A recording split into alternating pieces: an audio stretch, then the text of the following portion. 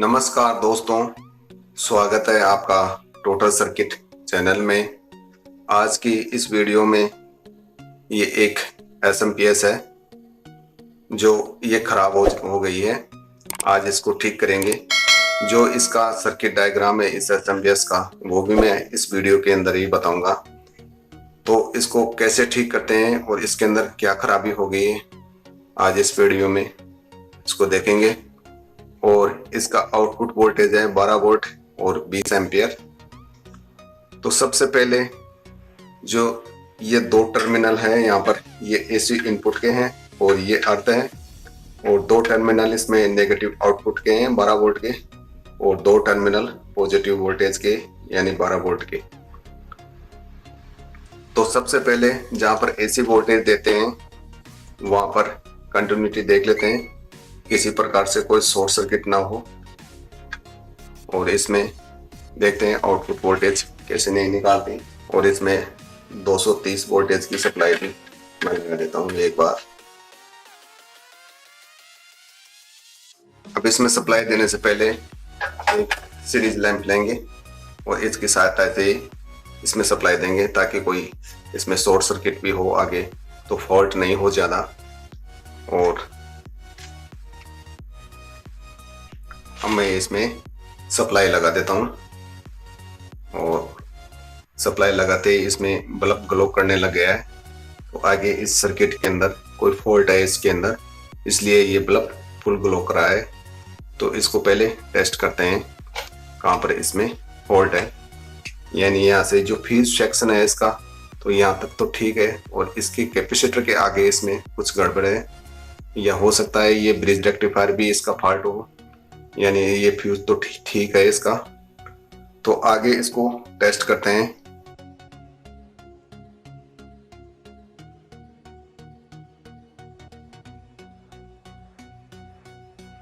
अब जहां पर एसी इनपुट देते हैं ये दो टर्मिनल है और ये अर्थ का है।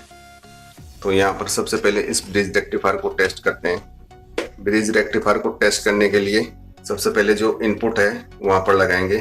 तो यहाँ पर किसी प्रकार से कोई शॉर्ट नहीं है इसमें, और इनपुट से इधर के साइड में भी देखेंगे तो यहाँ पर भी ठीक दिखा रहा है, कोई शॉर्ट सर्किट नहीं है यहाँ पर भी। और इसी प्रकार से इस तरफ भी देख लेते हैं, यहाँ पर भी नहीं। यानी इसका ब्रिज रेक्टिफायर तो ठीक है। अब आगे जो ये कैपेसिटर लगा हुआ है इसको भी एक बार टेस्ट कर लेते हैं। यानी यहाँ पर इसकी फुल कंटिन्यूटी आ रही है, और इसमें यहाँ पर मॉसफेट लग रहे हैं, इनको भी टेस्ट कर लेते हैं। ये भी आपस में शॉर्ट दिखा रहे हैं। तो ये कैपेसिटर तो ठीक दिखाई दे रहा है, यानी किसी प्रकार से कोई फूला हुआ नहीं है। तो आगे इस मॉसफेटों को निकाल के ही टेस्ट करना पड़ेगा। इनमें भी शॉर्ट सर्किट हो सकता है, यानी खराब भी हो सकते हैं। वैसे दिखाई तो नहीं देता है कोई फटा हुआ, अंदर से भी हो जाते हैं कई बार। और इन डायोडों को भी टेस्ट करेंगे। यानी ये फॉरवर्ड कन्वर्टर की तरह काम करती है। इसकी पीसीबी का जो सर्किट, इसका एसएमपीएस का जो सर्किट है इसका फॉरवर्ड कन्वर्टर की तरह है। तो इसमें दो मॉसफेट लग रहे हैं, इन मॉसफेटों को निकाल लेते हैं पहले दोनों को।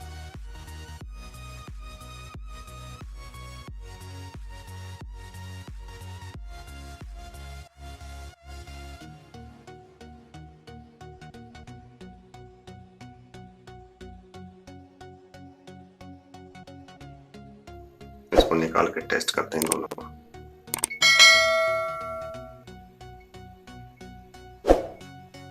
दोनों भी शॉर्ट दिखा रहा है, और इसको भी टेस्ट करते हैं।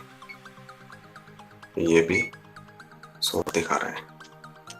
तो इस मॉसफेट का नंबर है 13NM60। एक ही डिजाइन के मॉसफेट है दोनों। और अब मॉसफेट को निकालने के बाद में सर्किट को अच्छी तरह से इसको टेस्ट करेंगे, ताकि किसी प्रकार से कोई शॉर्ट ना हो इसके अंदर। अब देखते हैं इधर से, यानी अब किसी प्रकार से कोई शॉर्ट नहीं दिखा रहा है, यहाँ पर शॉर्ट सर्किट नहीं दिखा रहा है, और आपस के अंदर भी कोई नहीं दिखा रहा।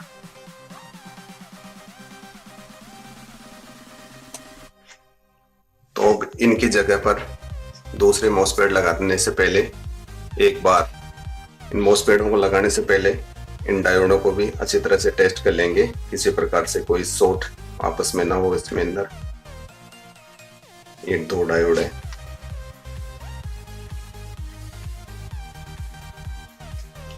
और मॉसफेट खराब होने का चांस में ये रेजिस्टेंस भी खराब हो जाती है कई बार, इसको भी टेस्ट कर लेते हैं। ये ठीक है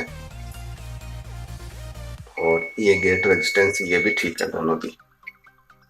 और आपस के अंदर ये जिनर को भी आपस में देख लेते हैं।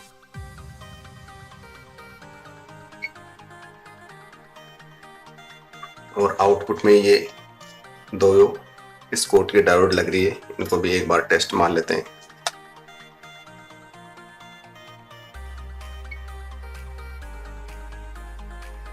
ये भी ठीक है,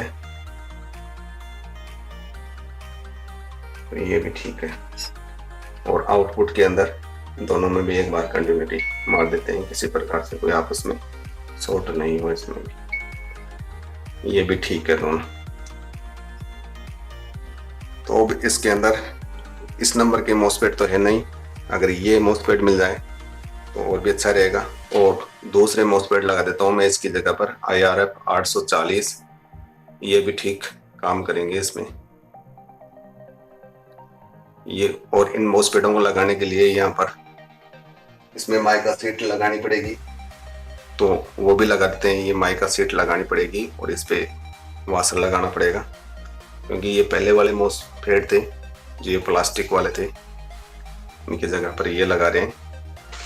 अगर ये मिल जाए तो ये भी लगा सकते हैं और ये भी ठीक काम करेंगे वैसे।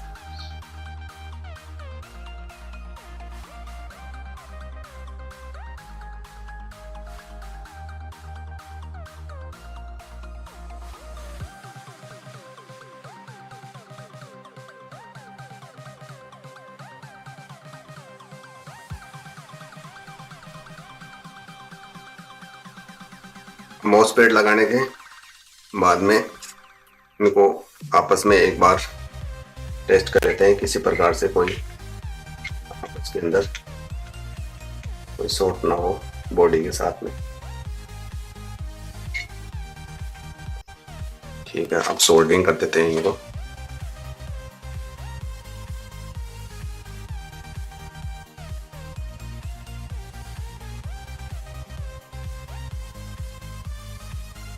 सोल्डरिंग करने के बाद में एक बार टेस्ट कर लेते हैं, किसी प्रकार से आपस में शॉर्ट नहीं हो इनमें। और एक बार कंटिन्यूटी और मार लेते हैं इसमें।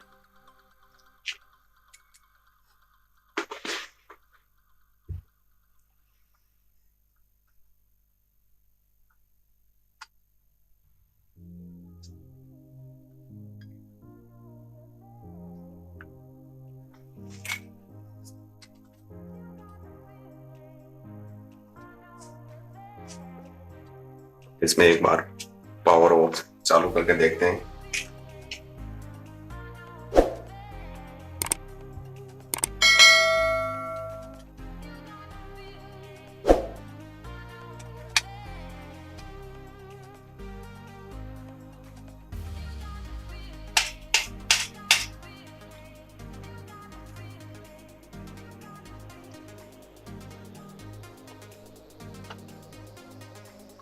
अब यानी ये पावर सप्लाई काम तो करने लगी, ये लाइट भी जलने लगी इसकी।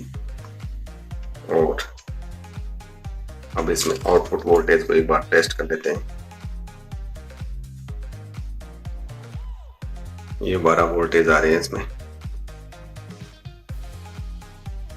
और यहाँ पर एक रीसेट लगा हुआ है, इससे कम ज्यादा वोल्टेज भी टेस्ट करके देख सकते हैं। यानी ये 14.7 वोल्टेज तक फुल स्केल जा रहा है इसका। और मिनिमम स्केल देखते हैं इसका, तो 10-11 वोल्ट के लगभग इसका मिनिमम है। और इसको 12.5 वोल्टेज पे टेस्ट सेट कर देते हैं। और इसमें लैंप भी जला के देखते हैं आउटपुट में।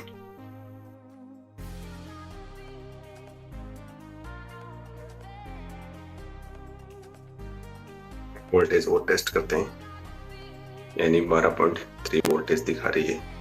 बिल्कुल फिक्स 12 वोल्ट भी कर सकते हैं इसको सेट करके।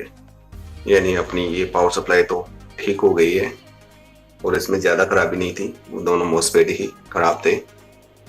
अब मैं इसका जो सर्किट डायग्राम होता है वो भी मैं समझा देता हूँ। इसमें इस प्रकार से इसका सर्किट डायग्राम है, और एक बार शॉर्ट सर्किट करके देख लेते हैं इसको।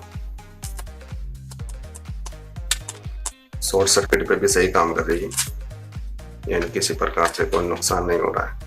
इस SMPS के सर्किट डायग्राम को भी देख लेते हैं। यहाँ पर सर्किट डायग्राम के अंदर जो ये दोनों मॉसफेट है, इसका जो सर्किट डिजाइन है वो फीड फॉरवर्ड कन्वर्टर की तरह है। तो जो यहाँ पर AC वोल्टेज देते हैं 230 वोल्टेज, वो फ्यूज से होती हुई सीधा इस कॉमन मोड ट्रांसफार्मर पे आएगी सप्लाई, और जो कॉमन मोड ट्रांसफार्मर की आउटपुट है वो इस ब्रिज रेक्टिफायर के इनपुट पे आएगी।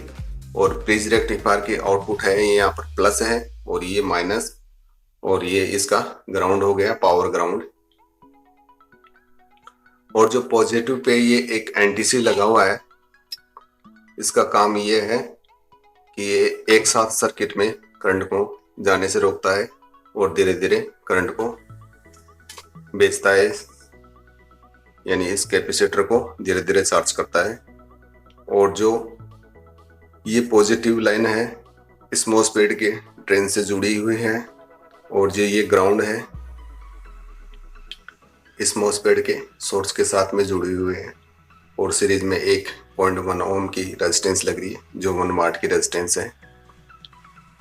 और यहाँ पर स्विचिंग के अंदर देखें तो यहाँ पर ये UC 3845 IC है, ये 50% ड्यूटी साइकिल पे काम करती है, जिसकी पिन नंबर 5 इसकी ग्राउंड पिन है, और पिन नंबर 6 इसकी आउटपुट पिन है, और पिन नंबर 7 इसकी VCC पिन है जो इस IC को सप्लाई देती है, वो पिन है 7 नंबर। पिन नंबर 8 इसकी V रेफरेंस पिन है, जिस पर 5 वोल्ट का रेफरेंस वोल्टेज मिलता है यहाँ पर fix.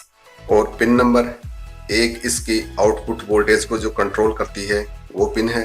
Pin number 3 current control pin है, और पिन नंबर 4 RTCT पिन है इसकी, जो इसमें फ्रीक्वेंसी को सेट करते हैं, वो पिन नंबर 4 से होती है। और आउटपुट के अंदर जो ये ट्रांसफार्मर लगा हुआ है इसकी 3 वाइंडिंग है, जो एक वाइंडिंग तो ये स्विचिंग वाली वाइंडिंग है, और एक वाइंडिंग ये इसकी UC 3845 को जो सप्लाई वोल्टेज देती है, VCC यानी एक्सिलरी वाइंडिंग भी बोलते हैं इसको।